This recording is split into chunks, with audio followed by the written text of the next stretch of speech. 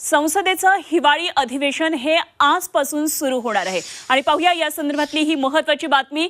आजपासून संसदेचं हिवाळी अधिवेशन सुरू होणार आहे आणि अनेक विधेयकांसंदर्भात चर्चा होणार आहे। यामध्ये वक्फ बोर्ड विधेयक अदानींवर चर्चा होण्याची शक्यता आहे। अधिवेशनात एकंदरीतच 16 विधेयकं सादर होणार आहेत। संसदेचं हिवाळी अधिवेशन त्यामुळे वादळी होतं आहे काय बघणं महत्त्वाचं ठरणार आहे। वक्फ बोर्डचं विधेयक आहे, गौतम अदानींवर सुद्धा चर्चा होण्याची शक्यता आहे आणि ही चर्चा अर्थातच वादळी होईल। अधिवेशनामध्ये आज 16 विधेयकं सादर होण्याची शक्यता आहे। अदानींच्या मुद्द्यावरून देखील चर्चा होण्याची शक्यता आहे। त्या संसदेच्या हिवाळी अधिवेशनाकडे लक्ष असणार आहे संपूर्ण देशाचं।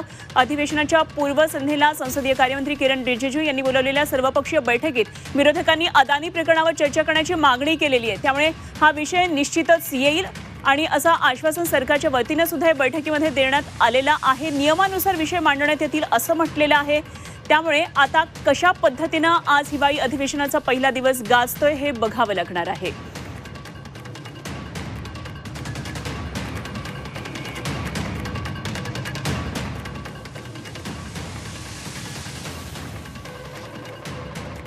तर संसदेच्या हिवाळी अधिवेशनासंदर्भात आज देशभरामध्ये उत्सुकता असणार आहे, कारण अधिवेशनामध्ये अनेक महत्त्वाचे मुद्दे आहेत। तेव्हा संसदेच्या हिवाळी अधिवेशनामध्ये नेमके कोणते महत्त्वाचे मुद्दे गाजणार आहेत तेही आपण पाहूया। गौतम अदानींवर अमेरिका आणि केनियानं केलेले आरोप या संदर्भात चर्चा होऊ शकते। संसदेच्या हिवाळी अधिवेशनातला हा महत्त्वाचा मुद्दा असेल। जातीनिहाय जनगणनेची मागणी करण्यात आलेली आहे। वक्फ विधेयकाचा मुद्दा सुद्धा गाजण्याची शक्यता आहे।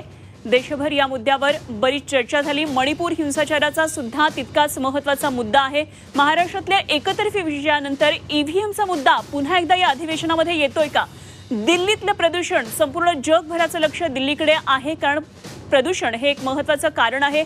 त्यामुळे संसदेच्या अधिवेशनामध्ये दिल्लीतल्या प्रदूषणाची काय नेमकी चर्चा होते हे बघावं लागेल।